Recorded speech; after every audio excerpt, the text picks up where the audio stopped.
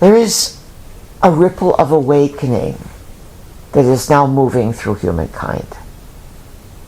We can give many dates and many time frames, but we like to focus on the year 1987 because it was annotated in the Mayan calendar, and the shamans and the indigenous people and the keepers of ancient knowledge all recognized that something was occurring. And just because you can recognize something is occurring does not mean you always understand the larger picture. This is why we say, or the pigeons say, fly high for freedom. Oh, what a view. It has many meanings. And we like to play with you and tease you and offer codes and say things that years down the road have even greater meaning than they do to you now in the unfolding present. And we do want to acknowledge that our audience is not only worldwide, but it is age-wide. As humans, we have preteens that listen. We have the group that is teenage. And then there is the young up-and-comings, the 20 to 40s. They are in the big, what the puff, let's figure it out. And they have been sold a bill of goods as if there's no future for them. But again, influenced. And so it is very important to acknowledge that you are part of this divine intelligence. That is beyond naming, it is beyond anthropomorphizing, meaning turning into a human form, but it exists. It exists in the connection between your mind and the field of existence. It exists in the connection between how you think and your biological form. It exists in the design of the human body.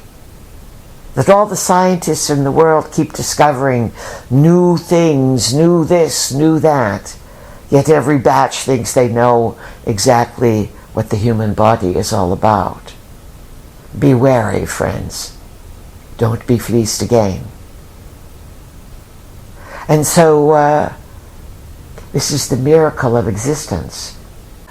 Complete and total fabrications, setups that look like they are divinely inspired events or natural events, but whoop whoop, fleeced again. You may not be happy with your bubble busting realities that will unfold in the next 6 months or so, because it's comfortable to be a true believer. You want to be an idealistic. You want to be optimistic. Optimism is very powerful. But optimism can also disguise itself as mass delusion. In the same way that the current influencing ideology towards oppression and victimization, this is a belief system and a worldview.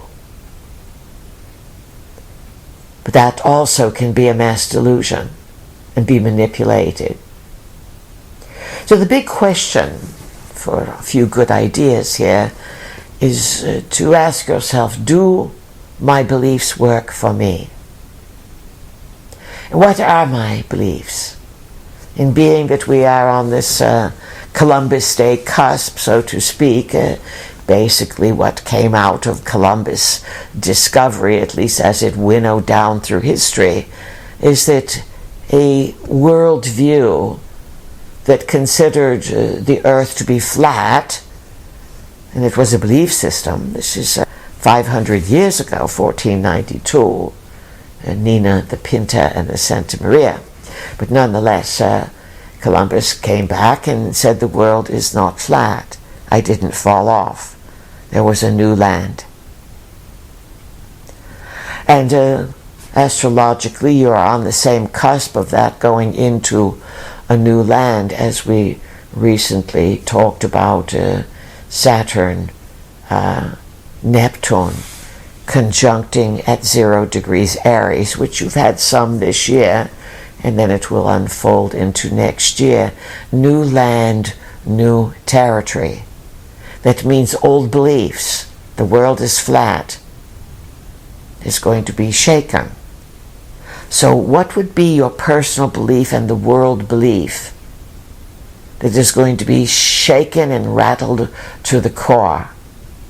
When everything does, you are seeing all over the United States, there's the New World Order that wants to control you by constant surveillance and AI, and then there's the groundswell of awakening.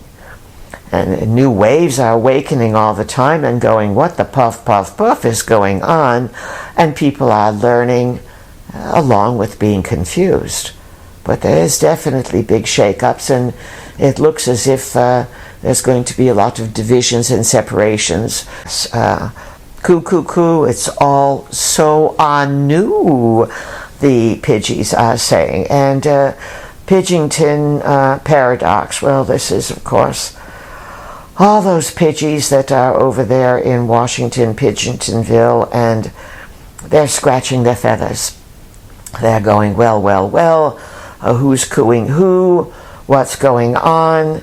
Again, this aggressive pecking, and this flipping and flopping, and saying one thing and then fleecing the people, and we want peace, but we're bombing. Well, we want health, but we're vaccinating. We want wealth, but we're breaking down, and it's the old Simon Says game. Are you watching what I say or what I do? And it's also called red herring. That's an old term for tricking people. Used to be they would take an old herring, a red herring, a fish, and they would run a trace along the ground. This is an old Isles thing, and it would confuse the hounds, and it would mix up it would erase the scent, and they couldn't follow the hunt. Red herring. En français, they call it légerdemain, the sleight of hand, the trick. And of course, it's the magician's trick to get you to look one place while something else is going on.